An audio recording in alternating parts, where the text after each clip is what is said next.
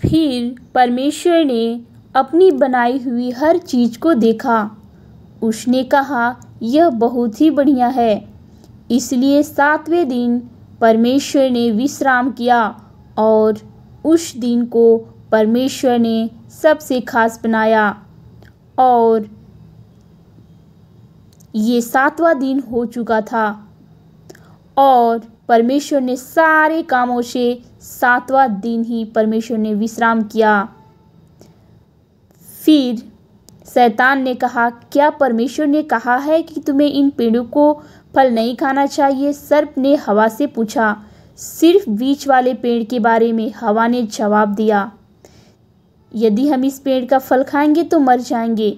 सांप ने कहा, तुम नहीं मरोगे। सांप ने कहा, एक कारण है कि परमेश्वर नहीं चाहते कि तुम उस पेड़ से खाओ। अगर तुम खाओगे तो तुम उनके जैसे हो जाओगे। तुम जान जाओगे कि वह क्या जानता है। और फिर हवा ने फल खाया। उसने कुछ आदम को भी दिया जो उसके साथ था और उसने भी खा लिया। और तुरंत ही उन्हें ऐसी बात पता चली जो उन्हें पहले कभी नहीं पता थी।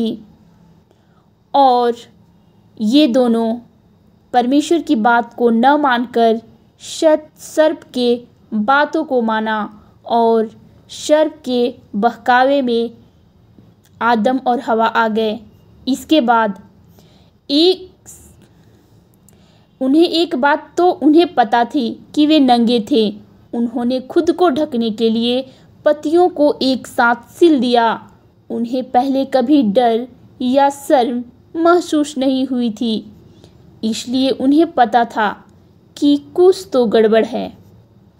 और वे दोनों पत्ते को छिलकर अपने तन को ढक लिए और फिर वे दोनों झाड़ियों में जाकर छिप गए।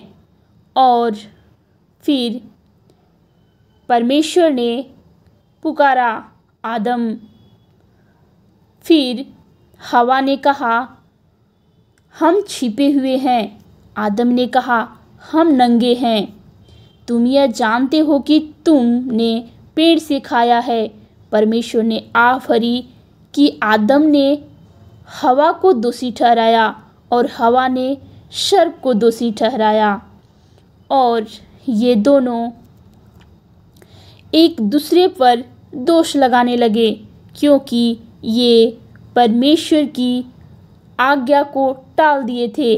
परमेश्वर की बात को ना मानकर सर्प के बातों पर मन लगाया और सर्प के बात को ही माना और परमेश्वर की बातों को इन्होंने नहीं माना। फिर परमेश्वर ने कहा, सर्प, तुम्हें अपने पेट के बल रेंगना होगा। एक स्त्री का पुत्र तुम्हें हरा देगा। हवा, प्रसव पीड़ादायक होगा। आदम, भोजन उगाना कठिन होगा। और परमेश्वर ने आदम को, हवा को और सर्प को भी श्राप दिया। और फिर परमेश्वर ने कहा, सर्प, तुम्हें अपने पेट के बल रेंगने ही होंगे। और फिर परमेश्वर ने आदम और हवा के लिए कपड़े बनाए और उन्हें बगीचे से बाहर भेज दिया। उसने वहाँ एक स्वर्गदूत को आग की लपटों वाली तलवार के साथ रख दिया ताकि वे वापस न आ सके। और फिर परमेश्वर ने उस स्वर्गदूत को वहीं रखा और आज भी वो स्वर्गदूत जो